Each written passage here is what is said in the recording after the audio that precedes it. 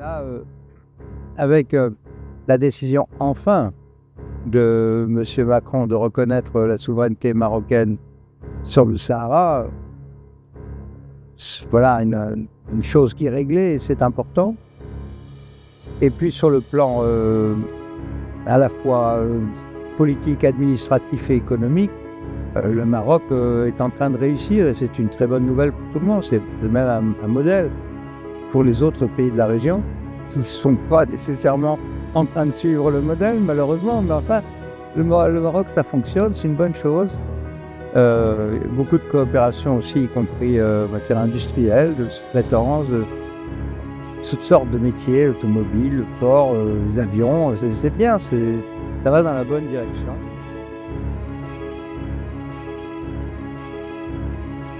متتبعي برنامج تويل توكس، ترحب بكم اليوم في حلقة جديدة وحلقة خاصة في إطار مواكبتنا لفعاليات جلوبال جروث كونفرنس المنظمة اليوم بمدينة الرباط تحت الرعاية السامية للملك محمد السادس، والتي تجمع رؤى وتوصيات لصناع القرار الدوليين رفيعي المستوى المتعلقة بالقضايا الجوهرية لدول الجنوب.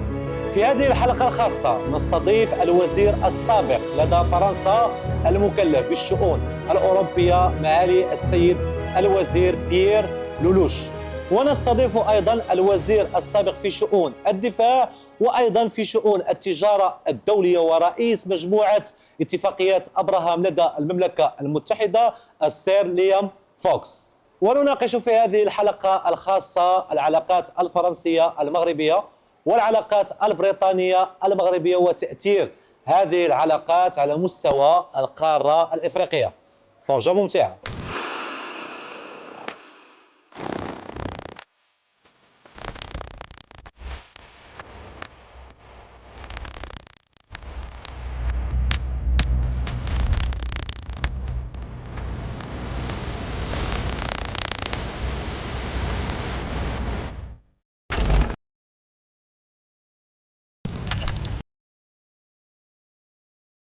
في إطار مواكبة فعاليات أيام البحر الأبيض المتوسط المنظمة اليوم بمدينة الرباط تحت الرعاية السامية للملك محمد السادس، والتي تجمع فيها رؤى وتوصيات من صناع القرار الدوليين رفيعي المستوى المتعلقة أيضا بالمواضيع الجوهرية بدول الجنوب. نستضيف اليوم في حلقة خاصة مع الوزير السابق للشؤون الأوروبية الفرنسي بيير لولوش. معالي السيد الوزير، مرحبا بك وشكرا جزيلا على قبول الدعوة. معالي السيد الوزير، بداية نحن نعلم على أن فرنسا تقوم بتطوير سياسة خارجية جديدة متعلقة بالقارة الإفريقية. في نظركم السيد الوزير، هل يعتبر المغرب هو البوابة لدخول إفريقيا؟ La France, malheureusement, essaye de relancer une politique en Afrique après de graves déconvenues dans le Sahel, notamment avec le Mali, le Niger, le Burkina et même le Sénégal. La présidence de M. Macron aura été celle de l'éviction, il n'y a pas d'autre mot, de l'éviction de la France, malheureusement, de ces pays qui sont des pays avec lesquels on avait des relations très proches, ou qui étaient 60-70 ans depuis l'indépendance. Donc là, il y a une tentative de Macron de relancer une politique étrangère en s'appuyant davantage sur le monde anglophone et de l'Afrique de l'Est, où il y a des pays de grande qualité importants, évidemment. Kenya, le Mozambique, la Tanzanie, bien sûr. Mais une nouvelle politique, c'est encore trop tôt pour le dire, parce que tout ça, ce sont des discours, mais il faut que derrière, on voit des investissements, des entreprises, ce que je souhaite. Mais malheureusement, le bilan de Macron, 10 ans de Macron en Afrique, est très, à mon avis, très mauvais. Il a eu le tort de rester... Très mauvais. Oui, très mauvais. Où il a eu le tort de rester militairement dans le Sahel avec 5000 hommes. C'était très, très coûteux, très cher et mal vécu par les populations. Aujourd'hui, les populations vivent une situation encore pire, puisque personne ne fait la police, pas les Russes en tout cas. Et on voit que les gens meurent et que la poussée islamiste est très violente. Les gens d'Al-Qaïda et tout ça se sont reconstitués. C'est pas bon pour les Africains, mais malheureusement, Macron a très mal géré cette affaire. Sur le Maroc, c'est autre chose. Pas considérer le Maroc comme étant une partie de la politique africaine de la France dans l'Afrique subsaharienne. Le Maroc, c'est une vieille histoire, un vieux royaume avec lequel la France a eu des relations, même pendant la colonisation, qui étaient des relations différentes avec les autres voisins, notamment l'Algérie, même la Tunisie. Et donc les relations avec le Maroc ont toujours été positives, avec le roi Hassan II en particulier, qui était un grand homme qui avait compris beaucoup de choses, y compris sur les questions d'immigration, d'islam. Et avec son fils, ça s'est plutôt bien passé tout au long de son règne.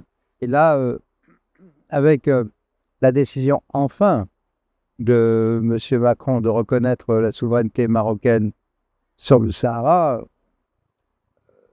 voilà une chose qui est réglée, et c'est important. Et puis sur le plan à la fois politique, administratif et économique, le Maroc est en train de réussir et c'est une très bonne nouvelle pour tout le monde. C'est même un modèle pour les autres pays de la région qui ne sont pas nécessairement en train de suivre le modèle, malheureusement. Mais enfin, le Maroc, ça fonctionne, c'est une bonne chose. Beaucoup de coopération aussi, y compris en matière industrielle, de sous-traitance, toutes sortes de métiers, l'automobile, le port, les avions. C'est bien, ça va dans la bonne direction. Il reste, si vous le permettez, un problème important qui est le problème du narco.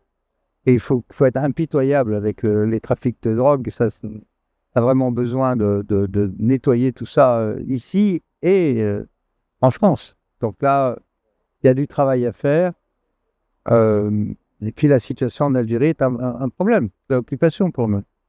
Vous voyez qu'en ce moment, Monsieur Macron déploie des efforts considérables pour essayer de calmer les choses avec les Algériens, qui en profitent d'ailleurs pour constamment rejouer la rente, la mémoire, la culpabilité française, ce que les Marocains ne font pas, les Tunisiens non plus d'ailleurs.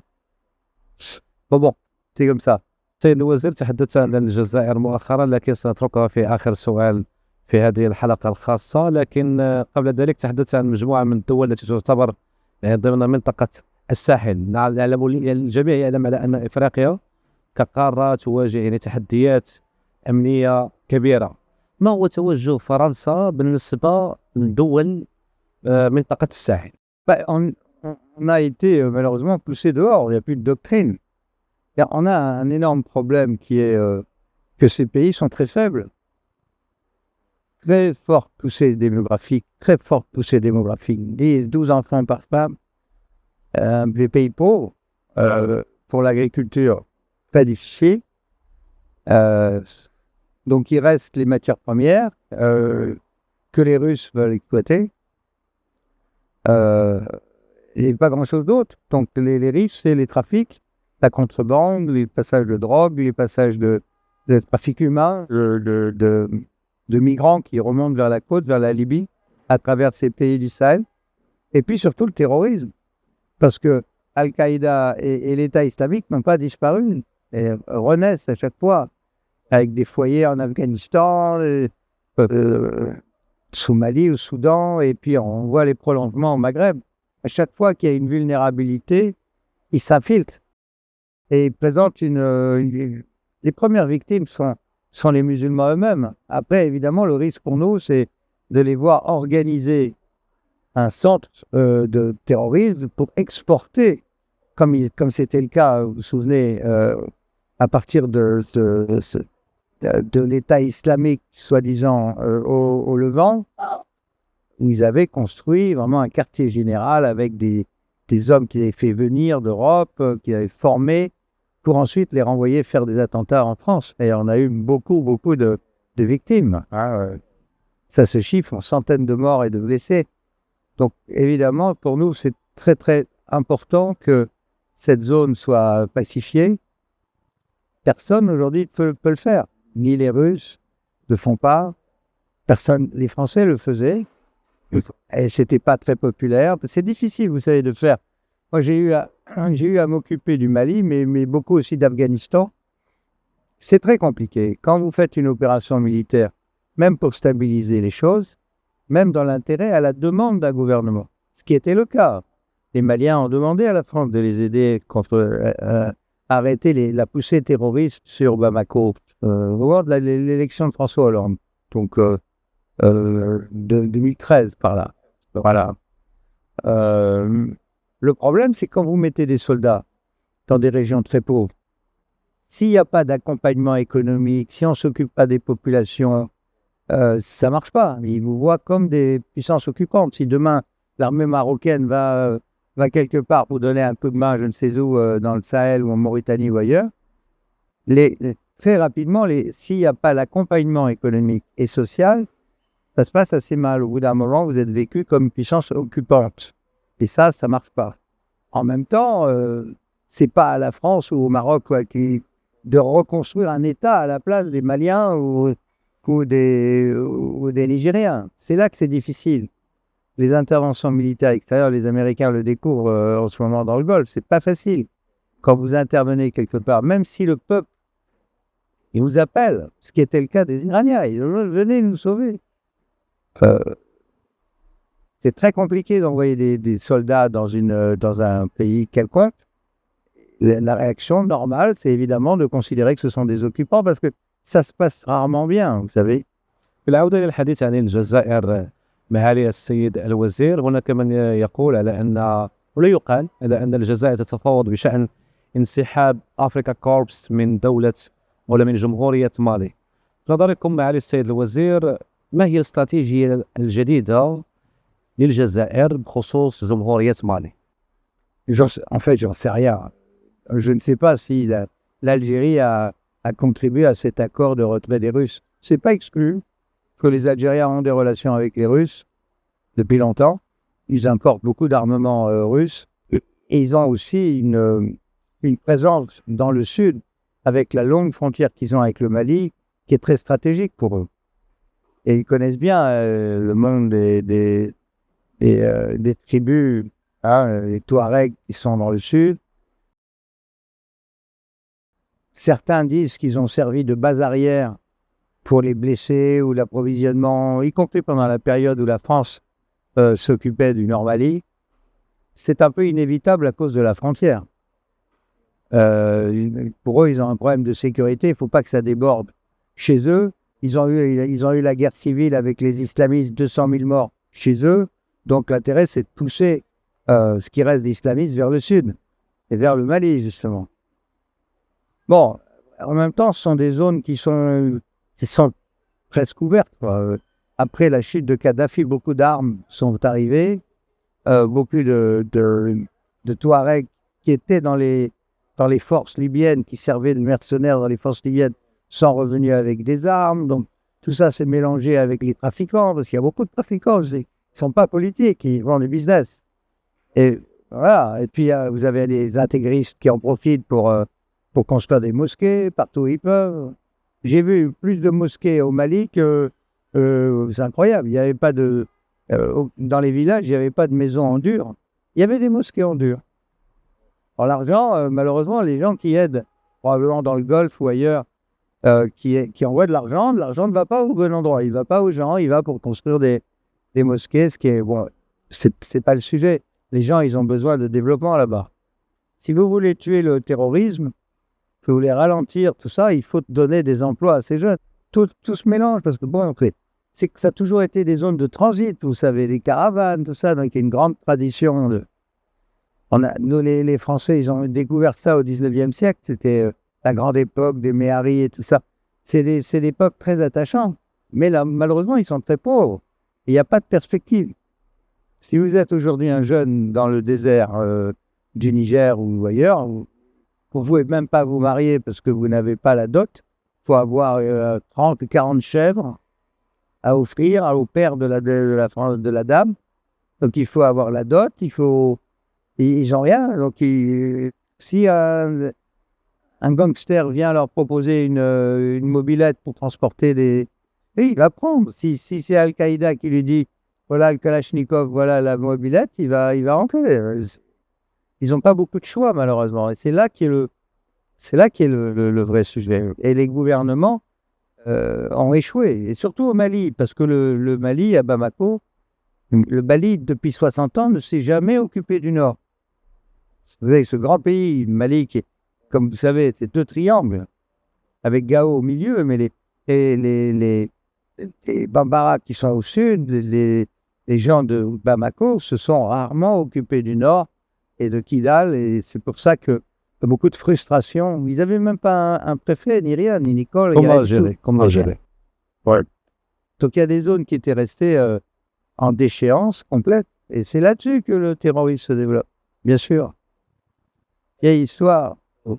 أيوة السيد معالي الوزير، شكرا لك على الوقت اللي ناقشنا في هذه الحلقة الخاصة في إطار مواكبة فعاليات أيام البحر الأبيض المتوسط، فشكرا لك. شكرا. Merci beaucoup, messieurs.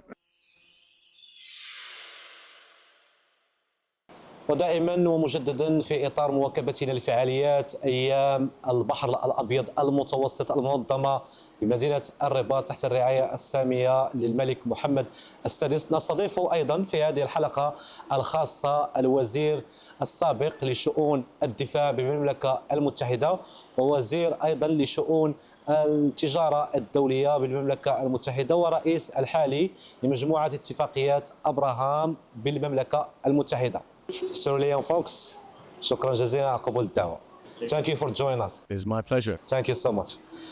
إذا السؤال الأول سير ليام فوكس، بداية نريد أن نتعرف على رؤيتك لتطور العلاقات المغربية البريطانية ومستقبلها أيضا. So I think that under the current government of Morocco has carved out a much more important place in geopolitics. Partly from its natural geography, it lies at the southern border of the European Union.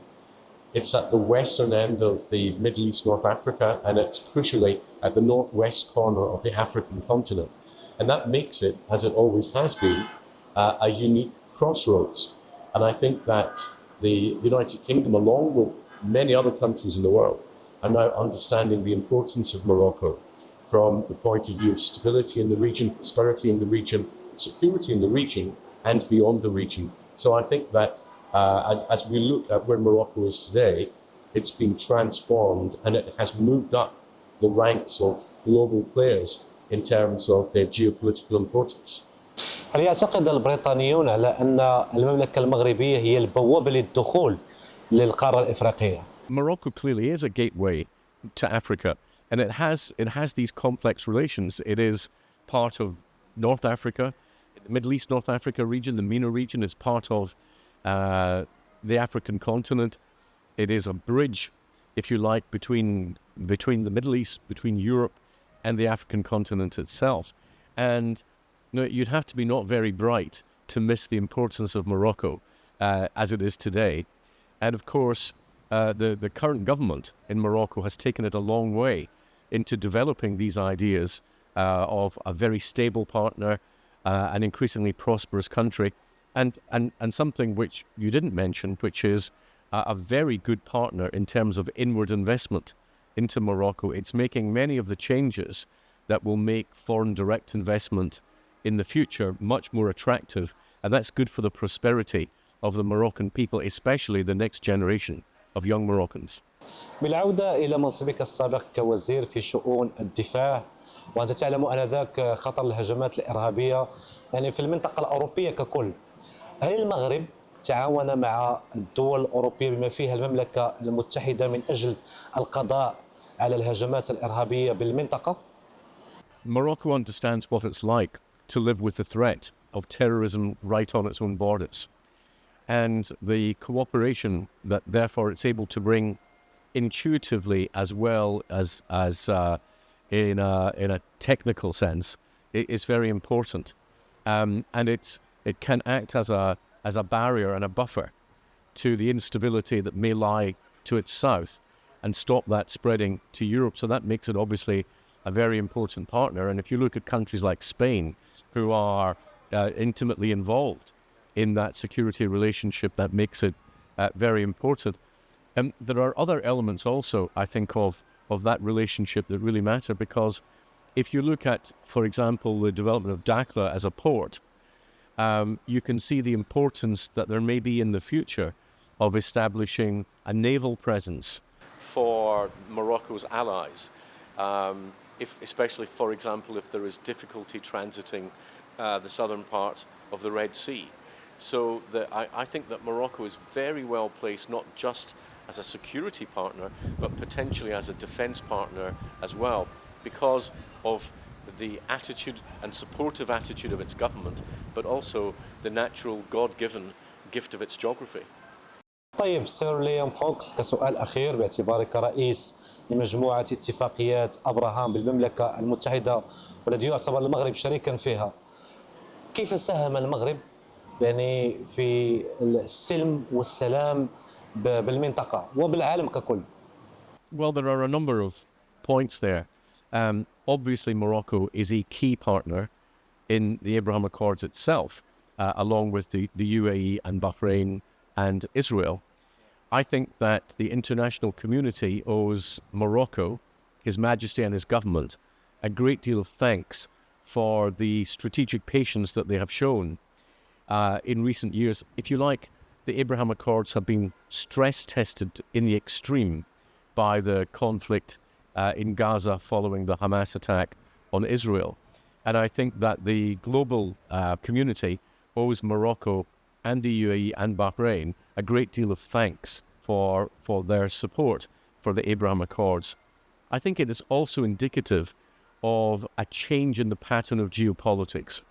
In the late 20th century, we operated in geographical blocks, and I have argued for some time that that's changing, that countries will look to other countries who are similar to them, who think similarly, govern similarly, and have similar values, rather than countries who are their immediate neighbours. And therefore, Morocco is a clear example of that, working more closely with the UAE, for example, than it is likely to do with Algeria next door.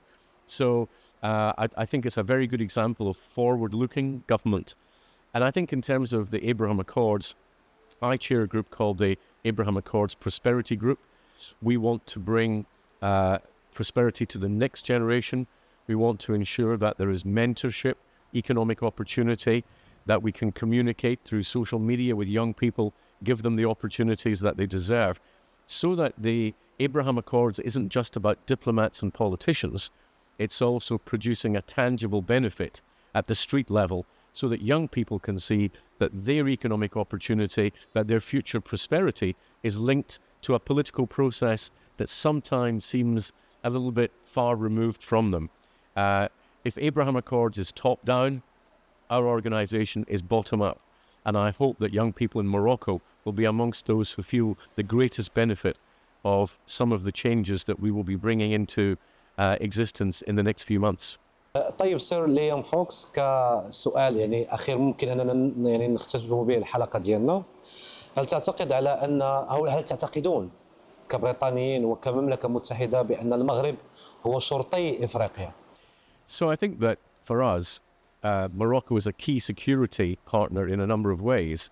There's obviously the fight against political extremism and religious fundamentalism, which has, we know, caused so much disruption in other parts of the world. Morocco is a key element in that battle.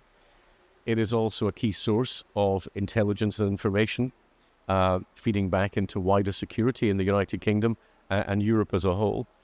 But I think also by creating this bastion of stability and prosperity, including Western Sahara, that Morocco can be a very key player in helping to stabilize this wider region, which has benefits not just for Moroccans or the wider region itself, but Morocco's friends and allies abroad. Thank you so much. شكرا جزيلا لحضورك معنا في فعاليات أيام البحر الأبيض المتوسط، وشكرا أيضا لحضورك معنا في هذه الحلقة الخاصة سير ليام فوكس. Thank you so much. Thank you.